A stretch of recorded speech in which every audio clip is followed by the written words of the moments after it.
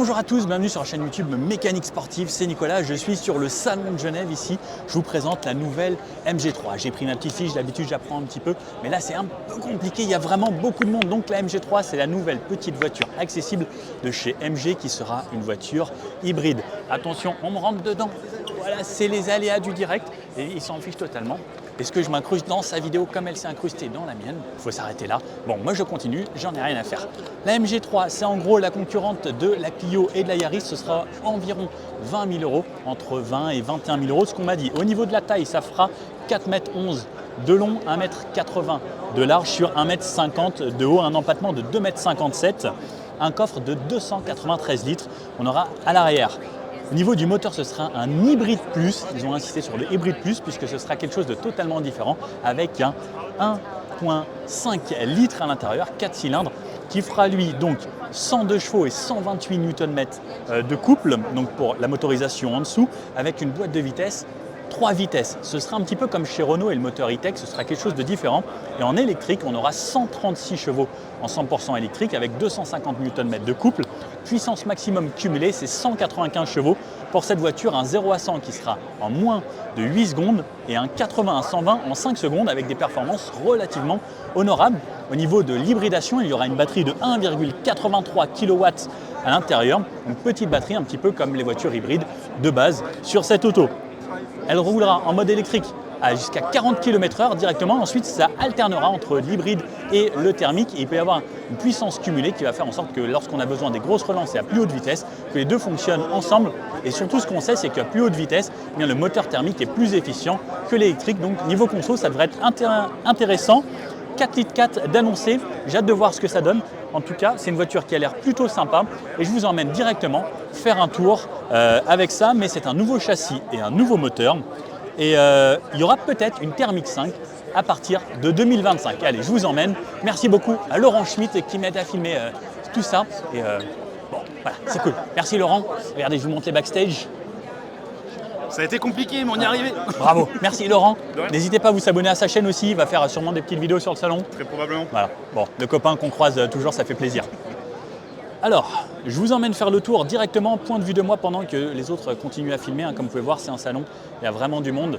Bon, j'ai réussi à me faufiler. Alors, un avant qui ressemble quand même un petit peu à MG, avec des optiques assez agressives, mais en même temps, à la fois, c'est assez rond et c'est plutôt dynamique. Quand on voit ce que ça donne au niveau de la voiture. Alors, je ne sais pas trop qui est cette dame, elle présentait tout à l'heure les voitures du Coty. On a le logo MG ici, on a quand même une caméra sur l'avant, MG3.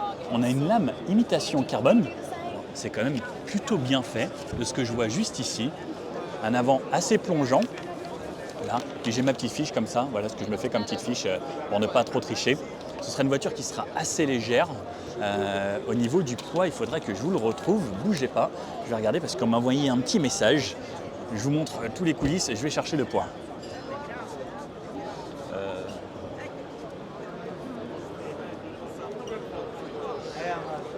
Le poids sera de 1285 kg, un réservoir d'essence de 36 litres et un diamètre de braquage en 10,50 m et volume de coffre 293 litres. Donc, qu'est-ce que vous en pensez en tout cas sur l'avant? C'est plutôt sympa. On peut voir les coulisses avec la dame qui filme, là sur le côté. Des Allemands aussi qui filment de ce côté-là. Je vais vous montrer sur le côté les jantes. Donc on a des petites jantes ici qui sont tout de même en 16 pouces. On aura du choix entre 15 ou 16. Frein à disque, bien entendu. Quelque chose d'assez stylé. On a même les caméras sur les côtés, quand même remarquable. Une belle ligne sur le côté qui donne du caractère à cette voiture. Et on peut voir même au niveau de l'aile arrière ce pli de carrosserie qui remonte et qui donne l'impression d'avoir quelque chose de plus musclé. Les jantes sont franchement sympas. Les poignées frigo comme on peut le voir. Le répulseur clignotant qui a été retravaillé également à cet endroit-là. Pas de toit ouvrant. Des portes qui s'ouvrent assez grandes de ce côté-là. Donc réservoir d'essence ici avec 36 litres d'essence. Et sur l'arrière, je la trouve quand même assez sympathique. Elle fait plutôt moderne. Il y a des arrondis, ça se fait de plus en plus rare, les choses arrondies sur les voitures. Donc là, elle a quand même un petit style avec ses parties bien marquées là. Donc ça lui fait des belles hanches, tout comme le côté. C'est plutôt joli. Le coffre qui va être assez important pour beaucoup. Donc comme je vous ai dit, au niveau du coffre, on a 293 litres. Voilà à quoi ça ressemble. Et en dessous, le kit. Et comme on peut voir, il y aurait peut-être limite même de quoi mettre une roue de secours. Mais là, il y a une batterie. Alors, je ne sais pas si c'est juste la batterie pour alimenter la voiture juste ici. Je vais demander au monsieur. Hi, you work for MG? Yes. Can you help me, please, just to hold this like this? Perfect. Et vous me connaissez, on n'a pas le choix pour vérifier la taille de ce coffre. 293 litres, eh bien c'est plutôt spacieux, comme vous pouvez le voir. Ça rentre sans problème. Donc, pour une voiture de tous les jours, ce sera quand même plutôt pas mal. Allez, je vous emmène découvrir un petit peu l'intérieur. Thank you. Voilà l'arrière. Et donc, en manuel pour cette partie. Le logo MG qui est rappelé là. On a des parties LED. J'ai l'impression qu'il y a des petites ampoules, donc des LED sur le haut, des ampoules sur les côtés et pour les clignotants.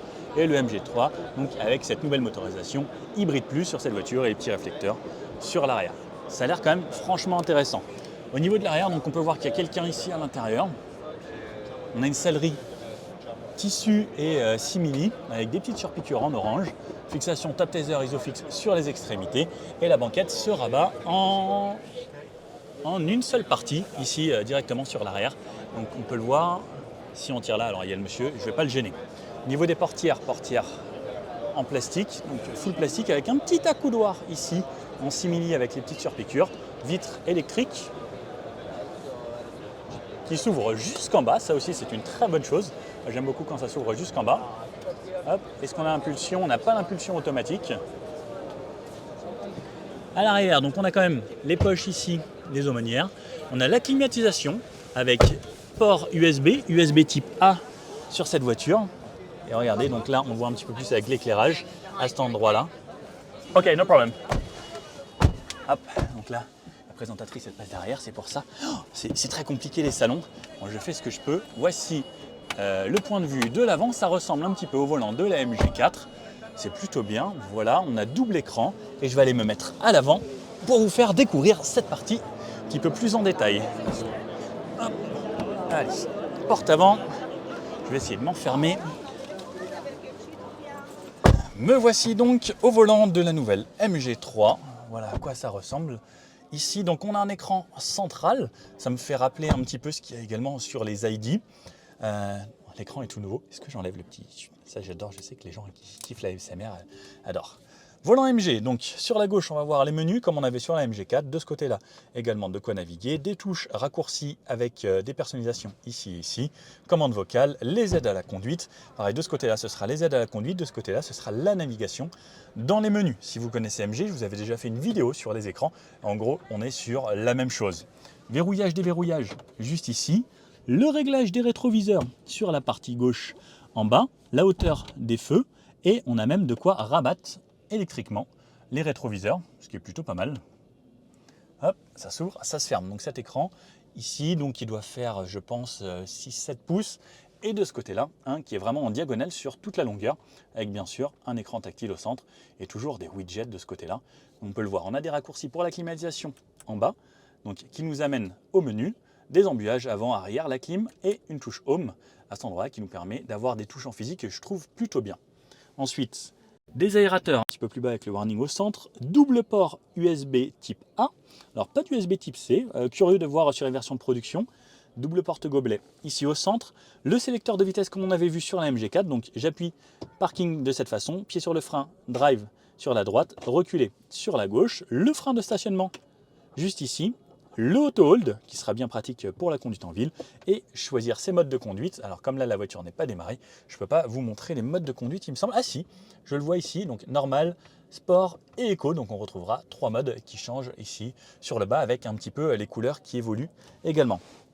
On retrouve un accoudoir. Alors est-ce qu'il se lève? Non, il n'a pas l'air de se lever. Si, il doit se lever en appuyant. Ok, on a cette partie-là qui est amovible et on peut laisser pour ranger par exemple un téléphone. Hop, et ensuite un compartiment de rangement. Sur la partie tableau de bord, on retrouve quelques petits motifs ici en X. Cette partie en simili également.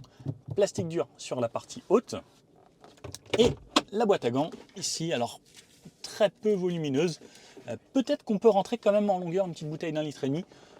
C'est pas hyper spacieux. Sur le haut, on retrouve un rétroviseur sans bord, électrochrome donc, qui va se tenter automatiquement. Les LED, ah non, c'est pas des LED, c'est des ampoules, comme on peut le voir ici. et si ça s'ouvre, et la touche SOS. Et vous pouvez voir que c'est une voiture qui est toute neuve ici. Hop. On est dans les premiers dans le monde à pouvoir la découvrir. Voilà, avec un écran et sa LED là-haut, par contre, bien en blanc. Et on peut voir, hein, voilà, c'est arrivé directement de Chine. Voilà à quoi ça ressemble, la vue sur les rétroviseurs. C'est plutôt pas mal. Le pédalier, hop, ressemble à ça. Et voilà à peu près tout. Et je vais essayer de vous lever le capot moteur pour vous montrer à quoi ça ressemble. La trappe à essence de ce côté-là, le capot moteur juste ici. Et lorsque je vais vous montrer à quoi ça ressemble à l'intérieur, hop. Alors, est-ce que je vais y arriver à une main? C'est pas pratique à une main. Hop là.